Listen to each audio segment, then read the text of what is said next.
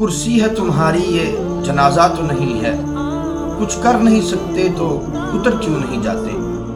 57 اسلامی ممالک کے حکمران اور سربراہ غزہ کے اندر اس قحط سالی کو دیکھ کر بھی اگر کوئی اقدام نہیں کرتے تو خدا کی قسم ان کو چلو بھر پانی لے کر کے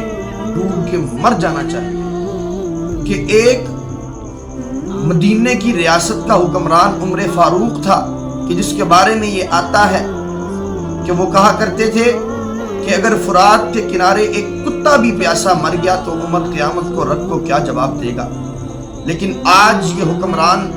اسلام کے نام پر حکومتیں لینے والے، اسلام کے نام پر حکمرانیاں کرنے والے، اسلام کے نام پر اسلامی ممالک پر یوں کہہ لیجئے کہ قابض بن کر کے بیٹھنے والے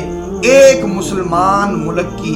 مدد نہیں کر سکتے، ان کو کھانے کے لیے کھانا نہیں مہیا کر سکتے، پینے کے لیے پانی نہیں مہیا کر سکتے، تو ایسے مسلمانوں کو، ایسے حکمرانوں کو، ایسے جرنیلوں کو ڈوب کے مر جانا چاہیے، اپنی حکمرانیوں کو چھوڑ دینا چاہیے جو اسلام کے لیے اور رب العزت کی توحید کے لیے اور محمد رسول اللہ کی رسالت